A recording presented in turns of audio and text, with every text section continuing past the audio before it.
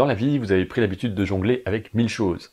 Le travail, les mails à traiter, la vie de famille, etc. L'idée n'est pas de traiter ce sujet en vous disant ce qu'il faut faire, mais plutôt de regarder la situation de l'autre côté en voyant ce qui nous rapproche du cancer. Parce qu'en prenant conscience des situations qui ne conviennent pas actuellement, ça permet de traiter le sujet plus efficacement. En France, environ 41% des cancers chez l'adulte étaient liés à des facteurs sur lesquels il est possible d'agir.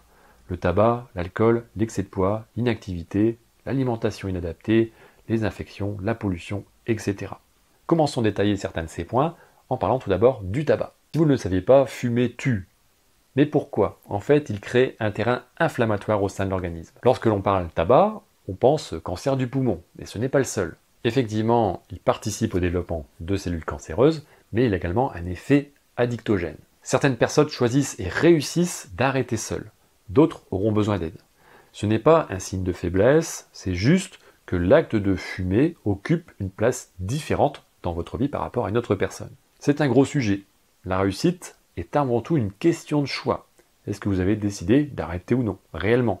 Tout démarre de là. Deuxième point, l'alcool, on le range dans la même catégorie par rapport à l'effet addictogène. Tout excès d'alcool est nocif, quoi qu'il arrive. Le risque augmente avec la dose et selon votre profil. Et là, c'est du cas par cas. Il faut savoir que le corps de certaines personnes refuse complètement l'alcool. Chanceux pour les personnes qui arrivent à bien encaisser de bonnes quantités d'alcool, bah non. Même une consommation modérée perturbe l'équilibre au sein du corps. La digestion de l'alcool sollicite plusieurs organes, même si un verre peut être plaisant, la nocivité arrive très rapidement. On ne présente plus le facteur lié à l'excès de poids. Le surplus des graisses stockées dans le corps, et plus particulièrement dans l'abdomen, des viscères, déstabilise le fonctionnement optimal du corps. Forcément, la perte de poids est un vrai sujet d'actualité, et encore aujourd'hui, dans l'histoire, le plus difficile n'est pas en soi de perdre du poids, c'est de maintenir le poids qui était perdu. C'est là le vrai sujet de fond, et qui est souvent peu abordé. Quatrième point, la sédentarité, où une grande inactivité est plus nocive qu'il n'y paraît. Quand la journée se déroule assis sur une chaise avec des pauses trop rares pour boire des cafés ou grignoter, ce n'est pas un schéma idéal. Le manque d'activité pousse à être de moins en moins actif. Le manque d'énergie est plus marqué lorsque le corps est à l'arrêt. Curieusement, lorsque le corps est actif, nous gagnons en énergie. Le manque de mouvement est un vrai sujet de fond également. Et forcément se pose la question pour les personnes qui ont un travail sédentaire, comment bouger suffisamment? Cinquième facteur, est-ce que je dois vous présenter les problèmes liés à l'alimentation? Les aliments développant de l'inflammation sont nombreux. Aliments ultra transformés, aliments sucrés, j'en passe. La liste est vraiment trop longue, j'en suis désolé. Si vous souhaitez un sujet spécifique là-dessus, n'hésitez pas à me le faire savoir. Et comme diraient certaines de mes connaissances, on ne sait plus quoi manger.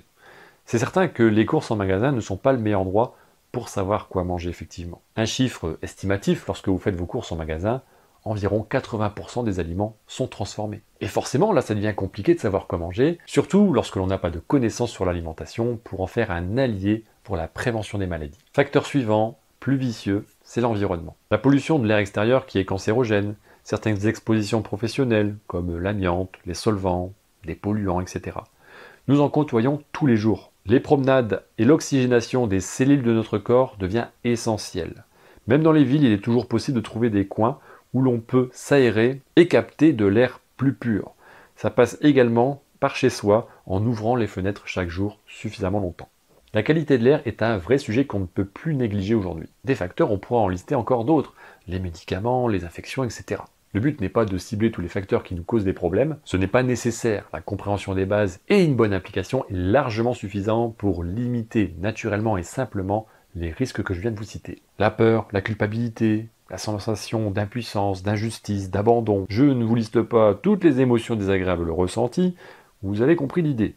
S'il y a bien un facteur central à tout ce que je viens de vous raconter, la gestion des émotions aura également un impact important. Ce qui va vous aider, c'est vraiment d'être au clair dans votre esprit, ce sur quoi vous voulez travailler et agir. Encore une fois, pas besoin de perfection, de devenir un Robocop sur tous les sujets. Vous avez le droit de commettre des écarts de temps en temps, de ne pas faire les choses parfaitement, c'est ok. Par contre, il faut quand même prendre conscience de l'état actuel dans lequel vous êtes. Si vous voulez plus d'informations sur ces facteurs et comment les traiter dans votre quotidien, n'hésitez pas à regarder dans mon profil. Vous retrouverez quelques livres qui pourront vous dépanner. Je vous dis à très bientôt pour que chaque jour compte.